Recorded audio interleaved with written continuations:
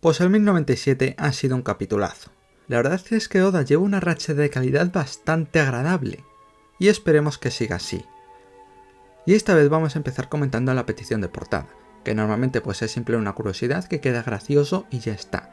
Pero esta vez hay algo interesante, y es que le han hecho esta petición de portada hace semanas.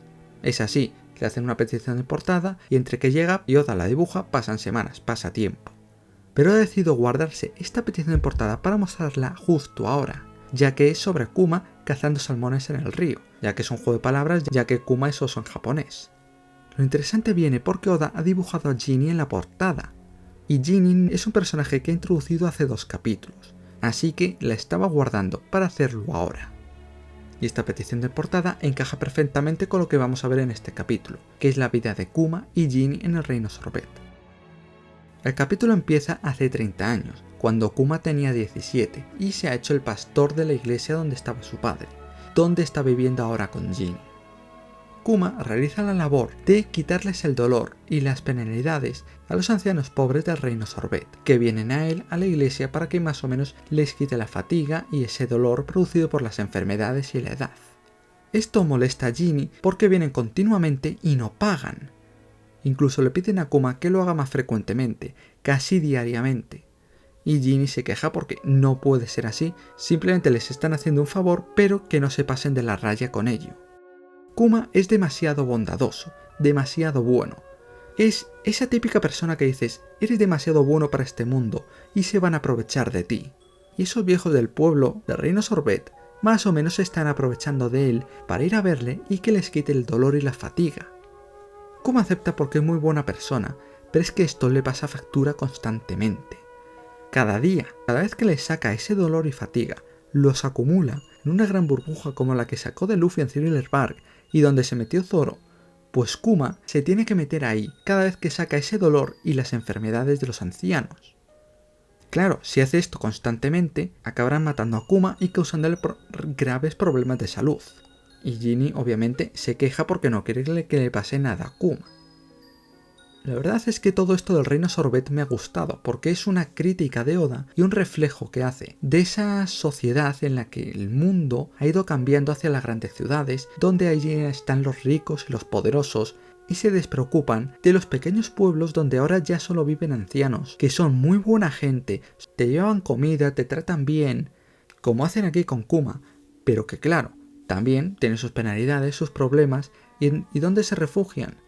En la iglesia, en la fe, en ese cura del pueblo que es muy bueno, como en este caso, Kuma. Y todo esto viene provocado por el nuevo rey Bekori del Reino Sorbet, alguien a quien ya hemos visto en el Level. La corona no será la misma, pero al menos la forma de la cara sí se le parece bastante. Si le añades 30 años a esa cara, te sale. Y esto contradice un poco también algo que vimos en el Level, que es que Kuma fue el rey del Reino Sorbet. Esto te lo pone en un cartel en el Level, y se nos presenta a Yewerly Bonnie fingiendo ser anciana, que pone Connie, reina viuda del Reino Sorbet, incluso la identifican como tal. Pero al parecer no era nada de eso, Kuma era simplemente el pastor de la parte más pobre de la isla. Una parte de la isla que luego ni siquiera va a pertenecer al gobierno mundial, ya que este rey la divide en 2 partes para pagar menos tributo al gobierno mundial. Y obviamente ese sobrenombre de Kuma el tirano, por ser un rey tirano, es también mentira. Kuma no es el tirano es el Bekori, no Kuma. El apodo que le dieron los revolucionarios a Kuma, Kuma el amable, sí es el real, porque es totalmente amable. Es un cachopán, es demasiado bueno para este mundo y se aprovechan de él fácilmente. No sé lo que tenía planeado Oda en un principio para Kuma, poniéndole ese apodo del tirano y ahora mostrándonos esto, pero yo tengo ganas de ver cómo lo resuelve, porque Oda es un genio resolviendo cosas que he ido dejando. Pero tristemente me da que si no lo resuelve en 2-3 capítulos antes de que se acabe el flashback, lo va a resolver en un SBS, como está haciendo otras tantas cosas últimamente. Siguiendo con el capítulo vemos que hace 25 años Ginny le propuso a Kuma que se casasen, pero Kuma dijo que no, porque no quería que pasasen lo mismo que pasaron sus padres con el de niño, ya que al tener la sangre de Buccaneer, puede que su futuro hijo o hija también los tuviese, y esto causase problemas con los Tenrobitos, que les capturasen, les esclavizasen y posiblemente matasen a Ginny, y él y su hijo o hija pasasen a ser esclavos. Kuma no quiere eso, está traumatizado por lo que vivió de niño. También vemos como hace 25 años hay cierto personajillo que pertenece a los Guerreros de la Libertad que están causando problemas por el mundo. Un tal Dragon, no sé si os suena a alguien.